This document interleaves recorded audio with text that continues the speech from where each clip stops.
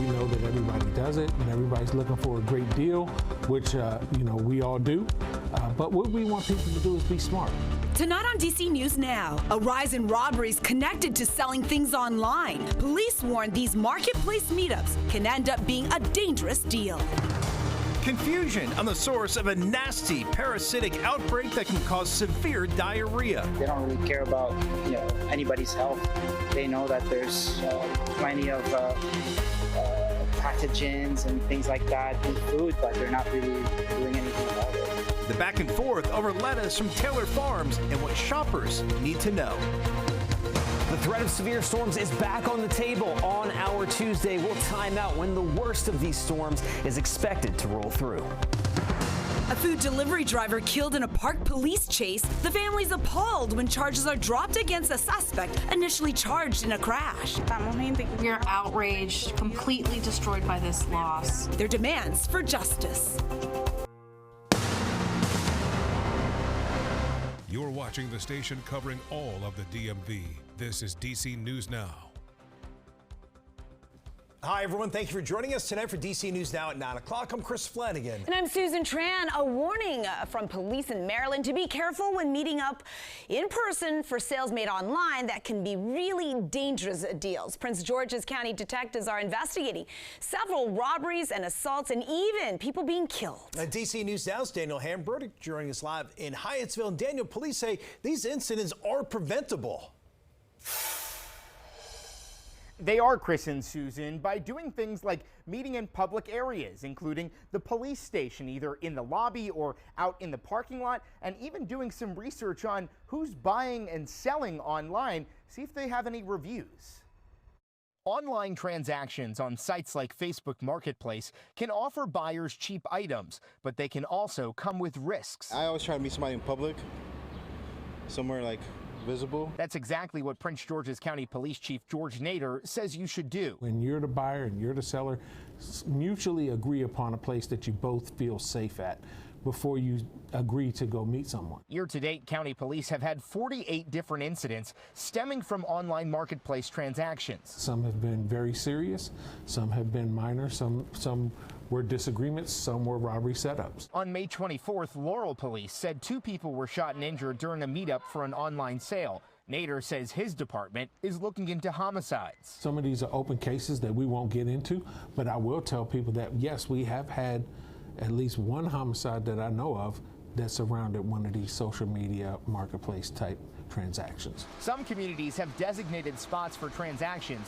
including the Greenbelt Police Station and Upper Marlboro Police Station. There's a lot of sketchy ads on there, rent a room for however much money, and it's fake. You can tell which ones are fake and which ones are real. If it seems too good to be true, it probably is. When you're looking to buy an item that you know is worth $2,000 and it's being sold for $200, maybe be a little bit wary. Nader also says it's a good idea to only accept online payment through apps like PayPal or Venmo because they have also dealt with buyers using counterfeit cash. We're live in Hyattsville. Daniel Hamburg, DC News Now. Plenty of things to be aware of. Daniel, thank you.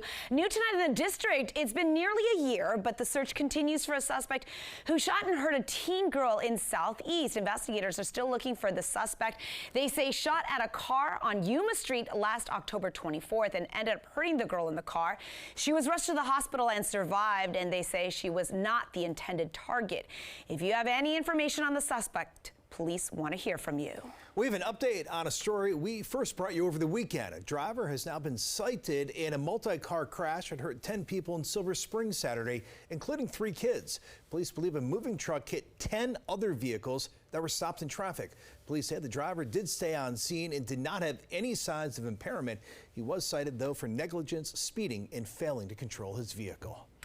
All right, my friends, it is Monday night. We have meteorologist Damon Matson with us, and we're all hoping that everybody got out and enjoyed a pretty decent day with it low humidity and not anything volatile. I know. Can you remember the last time we had humidity this low? It feels like it's been a little while. So refreshing. I know. Yeah, last week, 2 weeks ago. Hey, if it's a week or longer, it's been too long. Yeah. But yeah, it was a beautiful day. And now, as we roll into the night here, well, we're going to gradually start to see things switch up as, yes, we're gearing up for an active one on Tuesday. Clouds are starting to roll back in from the north and west as there is one front approaching from the Great Lakes toward the DMV and another that is down to our south that's slowly pushing in as well. No cloud cover popping up with that, but notice there are a few spotty showers showing up back toward the Blue Ridge Mountains and the Shenandoah Valley, a sign of the increase in moisture we're going to see and also feel. As you go out the door tomorrow morning, you'll notice the mugginess is back in full force. We're likely to see a few isolated showers out there as well. Nothing too intense, just that little bit of wet weather to kick off your Tuesday morning before things really start to ramp up then tomorrow afternoon. Because for the second time in 4 days, the DMV is under a level 3 out of 5 risk for severe weather. We don't see these level 3 risks very often, let alone twice in a 4-day span. So yeah, we have to keep our guard up tomorrow afternoon. We'll talk about the timing with these severe storms and what threats they're likely to bring coming up in your full forecast here in just a bit. All right, Damon, we'll see you then. In Virginia, a man accused of stealing from hundreds of unlocked cars at gym parking lots has been arrested. Fairfax County police say since April, a 29-year-old took wallets, credit cards, and other personal items from those cars, then quickly used them to buy gift cards without the victims even realizing their card numbers have been compromised. Investigators say he now faces 200 charges related to stolen credit cards and fraud in Fairfax and Arlington counties, along with Falls Church. In Maryland, a Waldorf man is accused of stealing a school bus and running a red light. Charles County police say Joseph Andrew Townsend went on a privately owned school bus lot, found the keys, and stole that bus. Officers say they saw the bus fail to stop for a red light at an intersection. While he was being pulled over, the 34-year-old reportedly hit a curb and damaged the front of that bus. Townsend is being held without bond. A trial date is set for a former Olympian accused of damaging the Lincoln Memorial reflecting pool. The trial for David Hearn will start September 28th. Now, he's accused of destruction of property, but his attorneys argue that he merely touched the already peeling sealant, and calling this a politically motivated prosecution as the Trump administration tries to deflect blame from their own failures. They also say workers draining the pool yet again is the government's attempts to destroy evidence of Hearn's innocence. President Trump has claimed without evidence, though, that vandals damaged the reflecting pool's $14 million newly painted on coating. New information in the investigation to uncover the source of that nasty stomach bug causing really horrendous symptoms. The FDA now saying a major lettuce supplier remains tied to the cyclosporiasis outbreak despite a false positive test. A federal health official saying Monday they remain focused on lettuce from Taylor Farms as a source of a multi-state outbreak of diarrhea-causing parasites. This comes despite inaccurate test results from the government briefly publicized over the weekend. The company touted the update. The test results in social media claim the FDA apologized. Agency officials say there was no official apology. The FDA is still advising the public to not consume recalled products from Taylor Farms that have been identified as a likely source behind the outbreak of severe gastrointestinal illnesses across 5 states, including here in the DMV. All right, DC News Now's Ben Dennis breaks down how both things can be true. And Ben, does this change how investigators are looking into possibly where the source is coming from here? On the surface, no, from what we know from federal officials here. The false positive was only one part of this probe. The FDA says interviews with sick people and supply records still point to Taylor Farms lettuce. So, how do consumers feel, and what do doctors say about what that false positive means about the safety of our food?